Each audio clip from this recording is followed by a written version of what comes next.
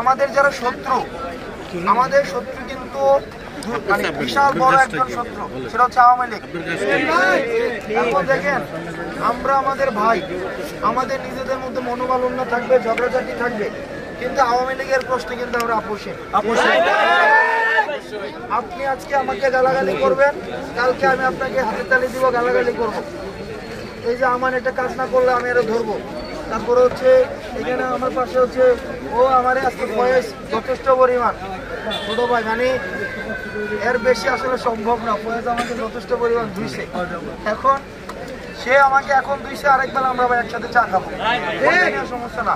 কিন্তু আমাদেরকে ব্যবহার করে যদি ছাত্রলীগ, যুবলীগ, আওয়ামী লীগ আবার তার এই রাস্তা খুঁজে নেয়, আমাদের এই গ্যাদারিংস এর মধ্যে তারা ঢুকে পড়ে, আপনারা আমার ক্ষতি করে, একবার ভাবেন আমি এখানে আসছি, আমার উপর যদি আক্রমণ হয়, এটা কি ভাই আপনার গায়ে লাগবে না?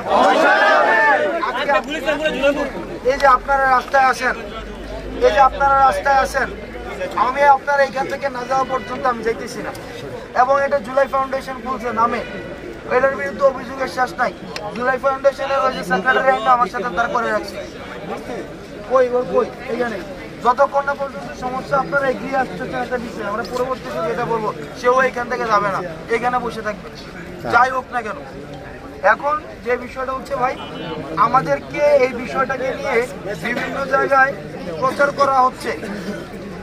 আওয়ামী লীগ সব জায়গায় প্রচার করছে যে দেখো আর তারা স্বাধীন করছিল দেশ, আগেই তো ভালো ছিল।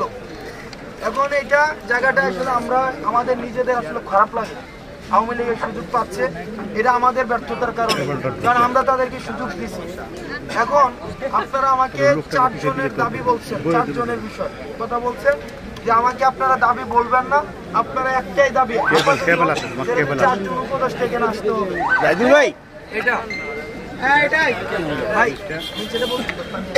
ভাই 4 জন উপদেষ্টা, ওনারা আপনার উপদেষ্টা বানাইছেন, তো ওনাদের সাথে আমি মনে করি না যে একদম শিডিউল মেনটেন করে দেখা করা এটা। আপনি কিন্তু মানে আমাদেরকে অনেকে বলে কিংস পার্টি, আমরা কিংস পার্টি না, আমরা কিংস মেকার। আপনি হচ্ছেন কিংস মেকার। এখন আপনি যে রাজা বানাইছেন, ওই রাজার সাথে আপনার দেখা করার জন্য শিডিউল নিতে হবে, এটা করতে হবে, সেটা করতে হবে, এগুলা ভাই এগুলা এই আলাপ হচ্ছে ওই মানে ব্যুরোক্রেটিক আলাপ, আমরা ওই আলাপে যাইতে চাই না। কিন্তু বাস্তবতা যেটা, সেটা হচ্ছে যে উপদেষ্টাদের মধ্যে একজন, যিনি শারমিন মুর্শিদি আপা, উনি বিদেশে, আসিফ উনি ঢাকার বাইরে আছেন, নাহিদ উনিও হচ্ছেন আমি যতটা জানি এখনো ঢাকায় এসে পৌঁছান নাই, ঢাকার বাইরে আছেন। আর আমাদের যিনি আজকে, যার সাথে আমাদের আজকে একটা অনাকাঙ্ক্ষিত ঘটনা ঘটেছে, এবং এই যে শহীদ, এই বেচারা অনেক কষ্ট পাইছে, এবং এই বেচারা আসলে এটা খুবই দুঃখজনক, ওর গলার মধ্যে এখনো পর্যন্ত আছে শহীদের। এখন বিষয়টা যেটা, ওই ওনার ক্যান্সার, আমি একবার ওনাকে নিয়ে এক মন্তব্য করে বসছিলাম খাগড়াছড়িতে, যে উনি বিদেশে চিকিৎসা নিতে যাচ্ছেন, উনি যদি দেশে চিকিৎসা নিশ্চিত না করতে পারেন, একটা স্বাস্থ্য উপদেষ্টা উনি যদি বিদেশে যায়, তাহলে আমি কোথায় চিকিৎসা নিই? তো পরে আসা আমি তো আমাদের আসলে গুলিস্তানে চিকিৎসা নিতে হবে, শহীদের যেই গতি আমারও আসলে সেই গতি। ভাই যে বিভিন্ন সময় যে স্বাস্থ্য উপদেষ্টা আমাদের প্রত্যাশিত যে লক্ষ্য, এখানে গণমাধ্যমের বাইরে আছেন, এটা নিয়ে কিন্তু প্রত্যেকদিন কথাবার্তা হচ্ছে, উনি ওনার প্রত্যাশিত লক্ষ্য অর্জন করতে পারছেন না। সেই জন্য কিন্তু আপনারা একটা তথ্য জানেন কি জানি না, নতুন একজন উপদেষ্টা কিন্তু নিয়োগ করা হয়েছে স্বাস্থ্যের জন্য। ওনার নাম হচ্ছে ডক্টর সাইদুর রহমান। উনি হচ্ছেন ডক্টর সাইদুর রহমান খসরু। উনি পিজি হসপিটালের উনি ভিসি ছিলেন, অর্থাৎ উনি এই ডাক্তার, উনি অভিজ্ঞতা সম্পন্ন মানুষ। অর্থাৎ এতদিন পর্যন্ত যে অভিযোগগুলো ছিল, এগুলো যেন দ্রুত অ্যাড্রেস করা যায়, এই জন্য ওনাকে নিয়োগ দেওয়া হয়েছে। এখন 2টা বিষয়, এক সেটা হচ্ছে আপনারা যদি চান, ওই 3 জন তো ভাই এখন আসার সুযোগ নাই, একজন বিদেশে, একজন ঢাকার বাইরে, আরেকজন ঢাকায় আসতেছে। ভাই আপনি বলার থাকলে বললেন। এখন ওনারা ঢাকার বাইরে, তাহলে দেশে আসে এখন নতুন উপদেষ্টা যিনি হয়েছেন স্বাস্থ্যের জন্য, ডক্টর সাইদুর রহমান, আপনারা চাইলে উনি আসবেন, উনি আসা উচিত, উনি আসবেন। এখন আপনারা যদি বলেন যে না আমরা ওদের সাথেই বসবো এবং নতুন যে স্বাস্থ্য উপদেষ্টা হয়েছে উনি সহ বাকি জনের সাথেও বলবো, আমাদের ছাত্র উপদেষ্টারাও থাকতে হবে এখানে, সেটাও সম্ভব। তবে সেটা হচ্ছে ওনারা বলেছেন যে ওনারা সকালে এসে পৌঁছাতে সব মিলে ওনারা 2টার পরে আপনাদের জন্য ওনারা সময় দিবেন, 2টার পরে। এখন সেক্ষেত্রে চাইলে সেটা আপনারা 2টার পরে করতে পারেন।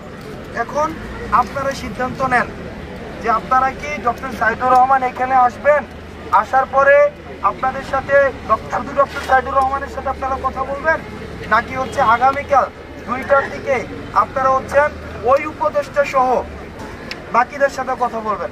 তবে এই ক্ষেত্রে ভাই আমার একটা পরামর্শ আপনাদের আন্দোলনের, আপনাদের তো অনেক আশ্বাস দেওয়া হচ্ছে তাই না?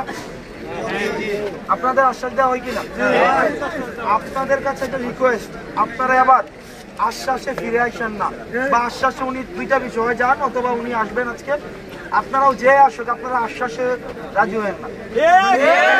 আপনারা যেটা করবেন ওনারা অন্তত মানে ভাই লিখিত কাগজ যেটা মানে যে কোনো ফরম্যাটে, আমি লিখিত কথা বলতেছি এটা হইতে পারে, ওটা ডকুমেন্ট যেন থাকে, এটা ডকুমেন্ট হইতে হবে এবং এটা যেন এটা সময় বেঁধে দেয়, এটা সময় বেঁধে দেয়। এখন ভাই এটা আপনারা সিদ্ধান্ত নেবেন, আপনারা এটা মানে কি করবেন বা কিভাবে কি করবেন, এটাই ছিল আমার বলার বিষয় আপনাদের কাছে। আমি জাস্ট অনুরোধ করব, এখানে অনেকে আমি শুনেছি যে এখনো ওষুধ খায় নাই, আপনারা ওষুধ খান নাই, তবে আপনি আমাদেরকে আপনাদের পাশে পাবেন, যেই সিদ্ধান্তই নেন না কেন আপনারা আমাকে পাবেন। এই যে আমি আসছি ওখান থেকে আমি কিন্তু এখনো যাইনি এবং আপনাদের সিদ্ধান্ত না নেওয়া পর্যন্ত আমি যাবো না, এখন এটা সিদ্ধান্ত আপনার। তবে আপনারা যদি এখানে রাতে থাকেন বা এই বিষয়ে যদি আপনাদের চিন্তা ভাবনা থাকে, ইতিমধ্যে কিন্তু ছাত্রলীগ ইস্যু নিয়ে একটা ঝামেলা হয়েছে মনে হয়, এখানে আমি যতটা শুনছি এখানে কি ঢুকছিল